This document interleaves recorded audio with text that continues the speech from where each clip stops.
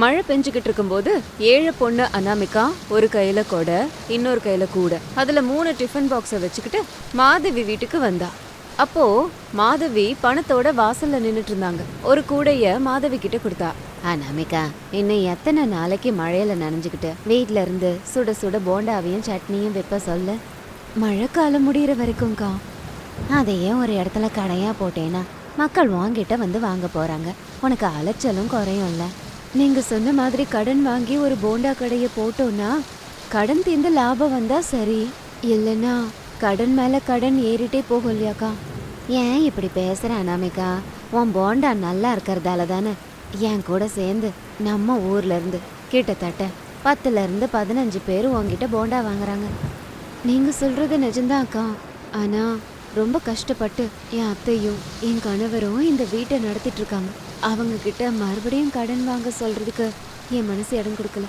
ஒரு தடவை கையில உள்ளதெல்லாம் போயிடுச்சுன்னா திரும்ப சம்பாதிக்கிறது ரொம்ப கஷ்டம். பயந்துட்டு இருந்தா என்னைக்கும் அடி எடுத்து வச்சு போக முடியாது. உன் கஷ்டத்தை பக்கத்துல இருந்து பார்த்துட்டு இருக்கேன். உன்னோட போண்டாவை சாப்பிட்டுட்டு எத்தனை பேர் என்ன கேட்குறாங்க தெரியுமா? அந்த பொண்ணு வீடு எங்க இருக்கு, எங்களுக்கும் சுட சுட போண்டா வேணும், வீட்டுக்கு கொண்டு வருவாளாங்கிறாங்க. கொடுப்பான்னு சொல்லுங்கக்கா. அவங்க ஃபோன் நம்பரை எனக்கு கொடுங்க, நான் வேணா பேசி பார்க்குறேன். அவங்களுக்கு எப்போ வேணுமோ கொண்டு போறேன், சூடா காரமா. ஐயோ அனாமிகா, நீ செய்யற போண்டாவுக்கு அவ்வளோ மதிப்பு இருக்குங்கிற. என் பேச்ச கேளு. மழையில எங்கேயாவது ஒரு இடத்துல ஸ்டாலை போடு, அங்க போண்டாவை வியு. உன் போண்டா கடை ஜோரா நடக்கும். சரிங்கக்கா, இந்த விஷயத்த என் மாமியார் கிட்ட போய் சொல்றேன் அப்படின்னு சொல்லிட்டு மாதவி கிட்ட இருந்து பணத்தை வாங்கிக்கிட்டு அனாமிகா அங்க இருந்து ராஜையா வீட்டுக்கு போனா. இப்ப வீட்டு வாசல்ல நின்னுக்கிட்டு வெளியில பெய்யற மழைய பார்த்துட்டு நின்னுட்டு இருந்த சாரதா கிட்ட பிரசாத் வந்தாரு. என்னம்மா சாரதா, எவ்வளோ கூப்பிட்டாலும் அசைய மாட்ற, அப்படி என்ன ஆழமா யோசிக்கிற?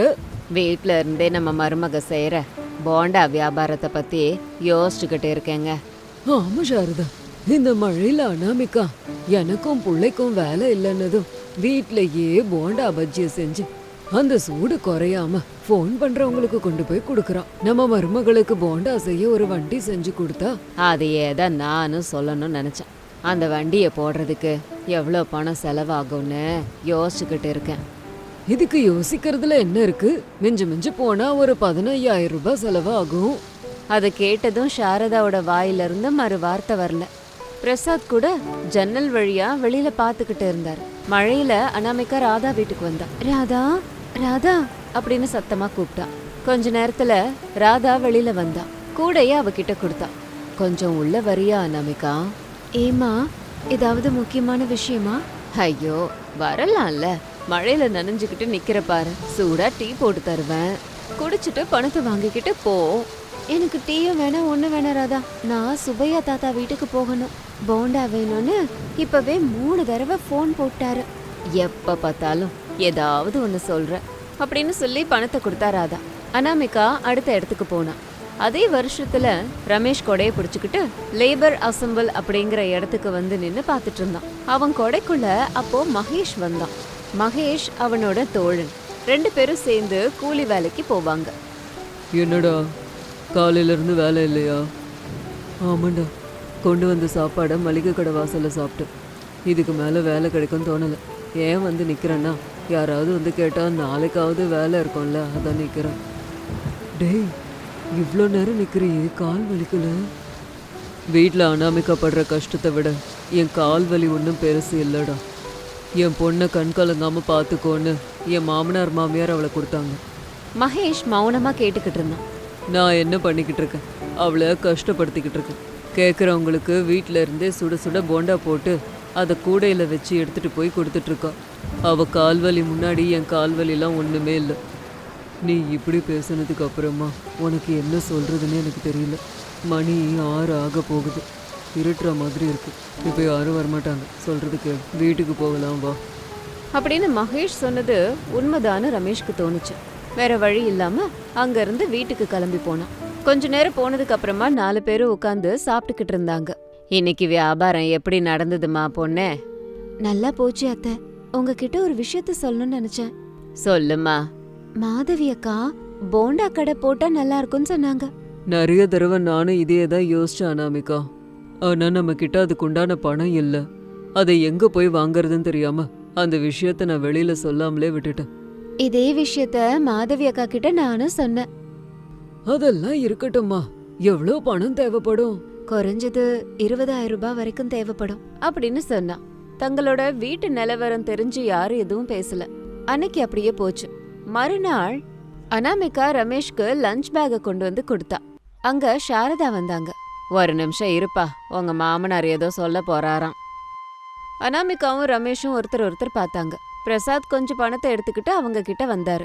அவர் கையில இருந்த பணத்தை பார்த்து அனாமிகாவும் ரமேஷும் ஆச்சரியப்பட்டாங்க. எடுத்துக்கோமா. மாமா, இவ்ளோ பணம் உங்களுக்கு ஏது? எங்கேயும் கடன் வாங்கலம்மா, நம்மளதுதான். நான் சம்பாரிச்ச பணம் இது. நீங்க உங்க எல்லாருக்கும் தெரிஞ்சது, நான் சுப்பிரமணியம் கடையில தினமும் போய் உட்கார்ந்துகிட்டு நேரத்தை செலவழிச்சுக்கிட்டு இருக்கேன்னு. ஆனா உங்களுக்கு தெரியாத விஷயம் என்னன்னா, அங்க உட்கார்ந்துகிட்டு பொட்டலம் கட்டிக்கிட்டு வர்றவங்களுக்கு சரக்கு கொடுத்துக்கிட்டு இருந்த. அதுல கிடைச்ச பணம்னு சொன்னதும் எல்லாரும் மௌனமா இருந்தாங்க. ஆனா அவங்க கண்கள்ல ஆனந்த கண்ணீர் வந்தது. அப்பா, எங்க கிட்ட இந்த வயசுல கூட சொல்லாம சம்பாரிச்சிருக்கீங்க. கஷ்டம் கஷ்டம்னு சொல்லிக்கிட்டே இருந்தா அந்த நிலைமை மாறாது. அதுக்கு நம்ம ஏதாவது பண்ணி ஆகணும்.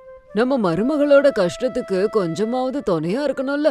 மாமா, நீங்க எல்லாரும் எனக்கு இவ்ளோ அன்பு காட்டும்போது இந்த வீட்டுக்கு வந்தது என் அதிர்ஷ்டம்னு எனக்கு தோணுது. அடியே அம்மா, நீ எங்க மருமக இல்ல, எங்க பொண்ணு மாதிரி. நீ இந்த மழையில கொடைய புடிச்சுக்கிட்டு வீடு வீடா போய் போண்டா விக்கிறத எங்களால பொறுத்துக்க முடியல. இந்த பணத்துல 15,000 ரூபாய் இருக்குமா. இன்னும் ஒரு 5,000 ரூபாவை நான் சுப்பிரமணியன் கிட்ட கேட்டு வாங்கி தரேன். கடனாதான் ஒரு 2 மாசத்துல திருப்பி தரேன். அப்பா, உங்க மேல மேலும் பாரம் போட எனக்கு இஷ்டம் இல்ல. இது பாரம் இல்லடா, நம்ம குடும்ப கஷ்டத்துக்கு ஒரு முதலீடுன்னு நினைச்சுக்கோ. மாமா, உங்களுக்கு ஒரு சத்தியம் பண்ணி தரேன். நீங்க என் மேல வச்சிருக்கிற நம்பிக்கைய என்னைக்கு வீண் போகாது. 1 ரூபாய் கூட வீணாக்காம நான் பாத்துக்கிறேன். ஏமா, உன் மேல அவ்வளோ நம்பிக்கை இல்லைன்னா உன் மாமா இத்தனை வருஷமா சேர்த்து வச்ச பணத்தை கொடுப்பாரா? ஆமாமா, எனக்கு உன் கஷ்டத்து மேலயும் நீ செய்யற போண்டா மேலயும் நிறைய நம்பிக்கை இருக்கு. நம்ம வாழ்க்கை உண்மையிலேயே முன்னேறுமா.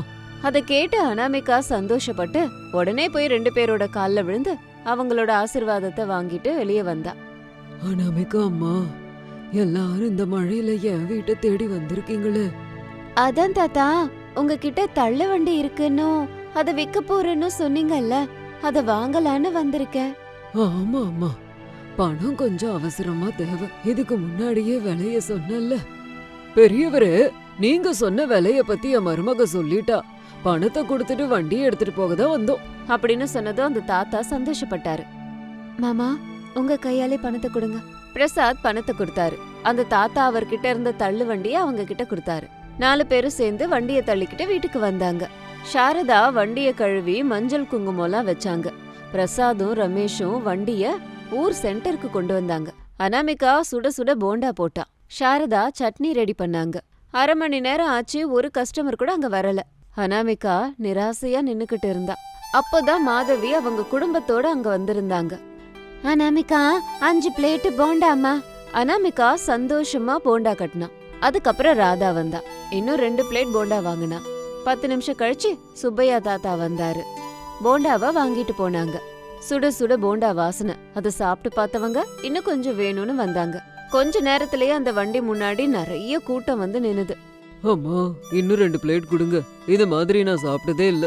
ராத்திரி 10 மணி வரைக்கும் வண்டிலேயே நின்னு போண்டா வித்துக்கிட்டு இருந்தா. அனாமிகா, பாத்தியா, உன் கஷ்டத்துக்கு கடவுள் எவ்வளவு பெரிய பலன் தந்திருக்காரு. இனி மேற்பட்டு என் மருமக மழையில ஒவ்வொரு வீட்டுக்கா போக வேண்டிய அவசியம் இல்ல.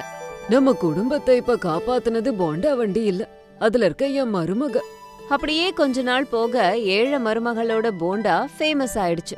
அக்கம் பக்கத்துல இருந்த கிராமத்துல இருந்தெல்லாம் கூட அதை சாப்பிட வந்தாங்க. வேலை இல்லாத நாட்கள்ல கண்ணீர் விட்ட அந்த குடும்பம் இன்னைக்கு சிரிச்சுக்கிட்டே வாழ ஆரம்பிச்சிருக்காங்க.